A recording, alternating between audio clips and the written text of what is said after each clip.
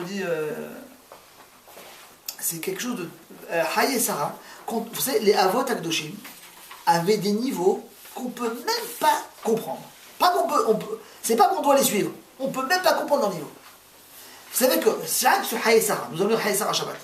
Vaïou Haye et Sarah, Mea Shana, Esrim Shana, Vesheva Shanim. Haye et Sarah. Pourquoi est-ce on précise 100 ans, 20 ans et 7 ans?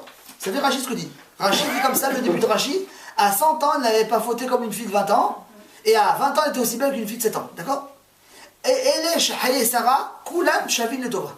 Toutes les années de Sarah étaient égales dans le Torah. D'après d'autres Mefarshim, le langage qui est ramené dans Rachid, Kulan, Shavin, les Sasson, Velesimha. Tous les jours de la vie de Sarah étaient égaux dans la joie et dans l'allégresse. Vous savez ce que dit Rav Shvatron là-dessus? Qu'est-ce qu'il vient nous enseigner de la fin de Rachid? Qu'est-ce qu'on vient nous enseigner de la fin de Rachid? Kulan, Shavin, les Tova. Toutes les années de Sarah étaient égales dans la joie, dans le Tov, dans le bien, ou toutes les années étaient égales dans la Simha, dans la joie. Comment on aurait dépeint la vie de Sarah? Jusqu'à l'âge de 90 ans, c'est une femme qui a servi son Créateur, qui a servi son mari, qui a beaucoup prié pour avoir un enfant. Et à chaque fois elle voyait un bébé dans un landau, Hachem et moi. À chaque fois elle voyait maman avec ses enfants, venez, allez, on va au gagne. J'ai de la peine. Et à chaque fois elle voyait elle avait un tsar. Elle priait, je sais que ça va venir, ça va venir. Et un beau jour, Baruch Hashem, arrive à 80 ans, elle a un enfant.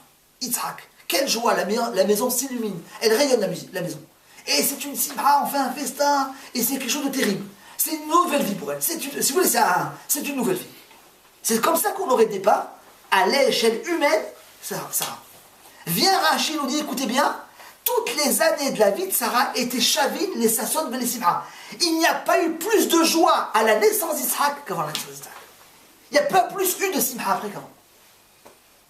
Elle n'était pas plus joyeuse à la naissance de son fils qu'auparavant. Parce qu'il y avait une mida de l'équilibre. Elle était équilibrée.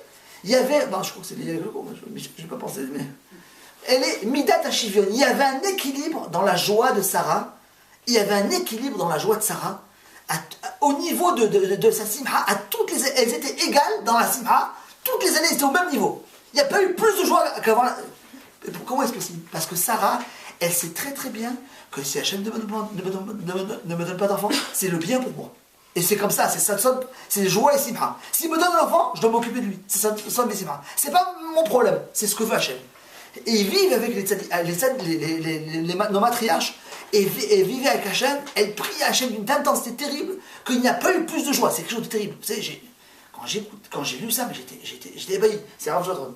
Vous vous rendez compte, elle arrivait à un niveau, elle avait un équilibre dans sa simha à tout niveau, parce qu'elle sait que tout vient d'Hachem. Tout vient d'Hachem. Ça, c'est une chose terrible. Alors bon, je ne pensais pas que c'était quelque chose avec le cours, mais alors, il ratsonne qu'Hachem nous aide à avoir un midat hashivion, la midat de l'équilibre. Et vous, mesdames, surtout les incidents pour vous, venez beaucoup à des cours, remplissez votre cerveau et rêvez, qu'est-ce que je dois faire à mon mari, à mes enfants, ce qu'ils ont besoin et non pas ce que je pense être bien. Ce qu'ils ont le plus besoin pour remplir leur manque, et comme ça vous serez heureuse. Il y aura la bracha, il y aura la simha, il y aura la shrina dans votre maison, et vous serez mamash. Après vous pourrez faire beaucoup de choses. Vous verrez bien qu'il y aura beaucoup de siyat hashmana. Qu'Hachem nous aide à accomplir ces choses-là. Merci beaucoup.